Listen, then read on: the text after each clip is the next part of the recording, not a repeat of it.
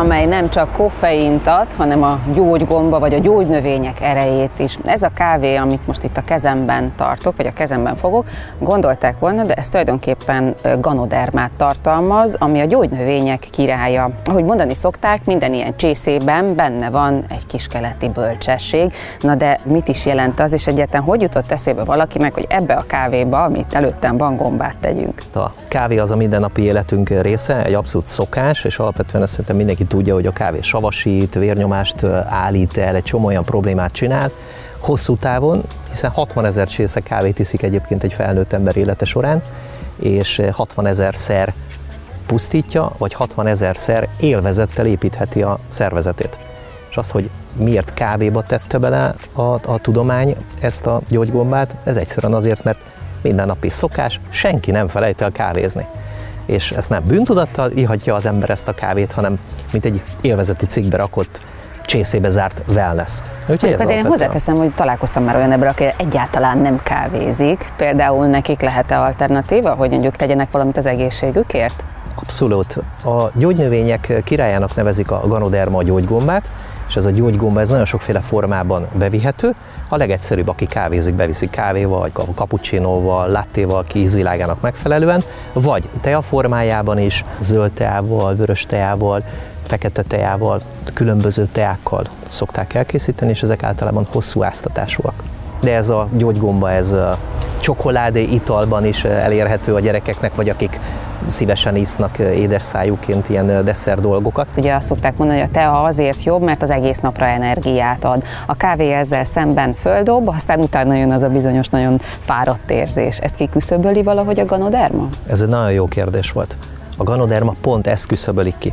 Ez egy oxigénbomba a szervezetednek, a véred megtelik oxigénnel, és az a magas oxigenizáció, amit a Ganoderma a vérünkben képvisel, vagy ezt a boldogság érzetet, ezt az add ide az oroszlánt délután is.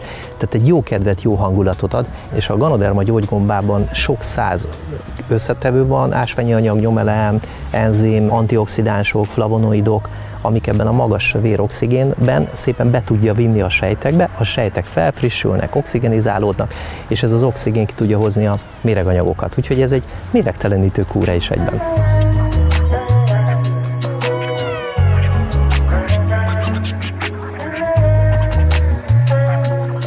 Nem mindenfajta gombát lehet hasonlóképpen mondjuk teába vagy kávéban fogyasztani, vagy itt a Ganoderma azért lett, mert egy univerzálisabb gombafajta, tehát sokkal több mindenre hat, mint a többi gomba. Ugye a Ganoderma az egy superfood élelmiszer, ami a szervezetünk számára nélkülözhetetlen tápanyagokat, illetve vitaminokat, összetevőket tartalmaz természetes formában, és ugye ez egy adaptogén gyógynövény. Az adaptogén gyógynövény azt jelenti, hogy teljes mértékben felszívódik. És ahogy említettem, élelmiszer 4-5 napon belül egyébként kiürül a szervezetből. Tehát fontos is, hogy ezt folyamatosan bevigyük a szervezetbe, ezért is jó például a kávéban, mert a kávéról még azok sem nagyon hajlandók leszokni, akiket eltilt az orvos, és jó hír, hogy nem is kell nekik, mert csak le kell cserélni a kávéjukat. Ugye említetted, hogy 4-5 napon belül kiürül a szervezetből, de ha én mondjuk többet iszok, több kávét fogyasztok, vagy több teát fogyasztok a Ganodermából, akkor lehet ennek például mellékhatása? Nem, mellékhatása nem lehet ezek. Semmi olyan káros anyagot nem tartalmaz, ami a szervezetre negatívan hathatna, tehát kvázi nem lehet túladagolni úgy, hogy káros mellékhatásai legyenek. Engem már csak az érdekelne, hogy mennyi idő alatt mutatkozik meg például a hatása, már mondjuk én mennyi idő alatt érzem azt, hogy a Ganoderma jótékonyan hat a szervezetemre, ha minden nap mondjuk megiszok egy csésze kávét, amiben vagy egy teát, amiben van Ganoderma. A tapasztalatok alapján nagyon gyorsan, tehát egy héten belül már szinte mindenki változásról beszél. Ez a tekintetben is egyéni, hogy egyáltalán észreveszi magán a változást az ember, tudja, hogy mit kell figyelni, miben. Tehát sokszor volt már olyan, hogy hát én nem vettem észre semmit, és akkor ha rákérdezünk, hogy amúgy eddig jól aludtál, nem? Ja, tényleg most már jobban alszom. A vérnyomás problémákról is viszonylag gyorsan beszámolnak, hogy a kávécserével akár ő le tudta tenni a vérnyomás csökkentőjét, vagy a cukor problémái helyreálltak. Nagyon sok olyan probléma van ma, amit ami nem betegség, csak a szervezet kibillenése.